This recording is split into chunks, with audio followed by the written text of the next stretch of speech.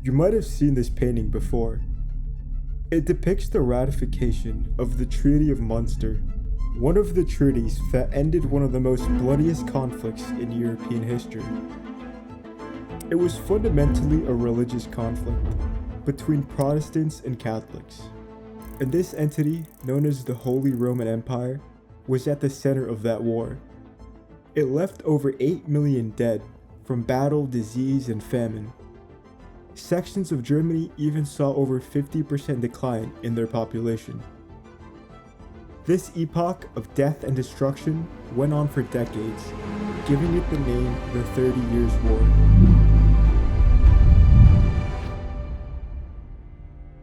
After being left in a sea of blood, the warring countries decided to change the way they interacted with each other.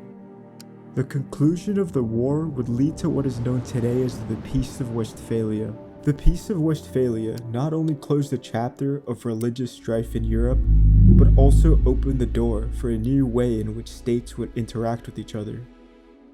One that leads to less death, destruction, and war. This new post-war system just so happens to also be the bedrock of our modern international system. Now let's take a look at how this all happened, how this one treaty is the key to understanding our modern world, and how it explains the struggles of our time. Out of Westphalia came a few basic but fundamental principles that have stuck with us. The idea that there are in fact countries, and those countries have borders. How each country administers within those borders is up to that country. No other nation has the right to dictate what that country does inside its own borders. Whosever realm it was, as the saying went, whether a king, duke, or republic, it should be left to them to decide what religion they should follow as well. This was another basic but significant development out of the Peace of Westphalia, especially for the time period that was marred in religious conflict. No state should fight for values or religion.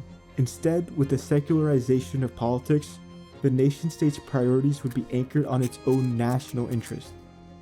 Finally, the treaty would also go on to proclaim that all states, in a legal sense, were equal, no matter their size or power in an international society. These peace terms, which put an end to the religious wars in 1648, would also go on to become the bedrock of our own international system. Nowhere is this more apparent than in the UN Charter, where it explicitly reasserted Westphalian principles, such as all members being equal and the UN not being able to interfere in the domestic affairs of a nation. Most importantly perhaps, the first two articles of the Peace of Westphalia state that two countries ought to work for the benefit of each other, and that past antipathy, if still existing towards each other, should be discarded. The international system today, in some sense, also reflects this. Each sovereign state within the system is working to maintain peace, stability, and the well-being towards the other states. But this system, which has kept peace for the last 80 years, is now dying. The cause of this is globalization. The struggle between the international Westphalian system and the process of globalism is the key to understanding the conflict of our time. With the end of the Cold War in 1989, international organizations began their steady ascent, and the nation-state started to take a back seat. The rise of these international organizations, such as the EU, UN, and WTO, led nation-states to feel powerless in the face of these institutions. The erosion of Westphalian sovereignty had officially begun. We're in the early stages of military operations to disarm Iraq, to free its people, and to defend the world from grave danger. In 1999, British Prime Minister Tony Blair gave a speech where he presented a post-Westphalian vision for the international system. This speech has been dedicated to the cause of internationalism and against isolationism. We live in a world where isolationism has ceased to have a reason to exist. I would argue to you that today the impulse towards interdependence between countries is immeasurably greater. By necessity, we have to cooperate with each other across nations.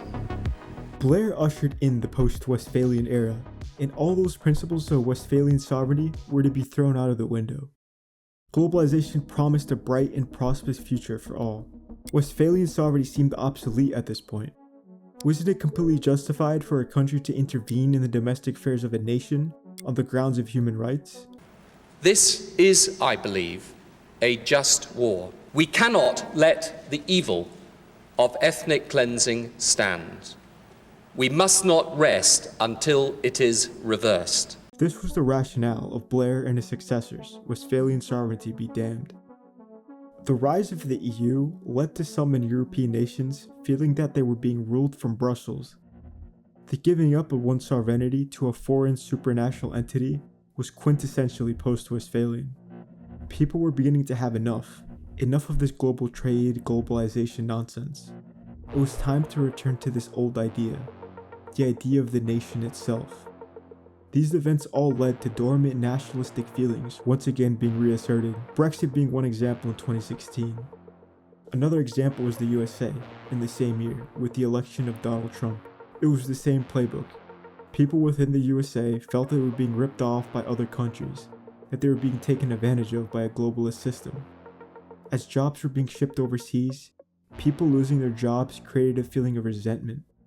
So we can see how this one treaty gave rise to the nation-state, its principles of sovereignty, and how in its wake the post-Westphalian system has led to a great struggle between what we today term nationalist versus globalist. But we could also rephrase this to Westphalian versus post-Westphalian systems. Who will win in the end is really still up in the air. Regardless, this is the struggle of our time.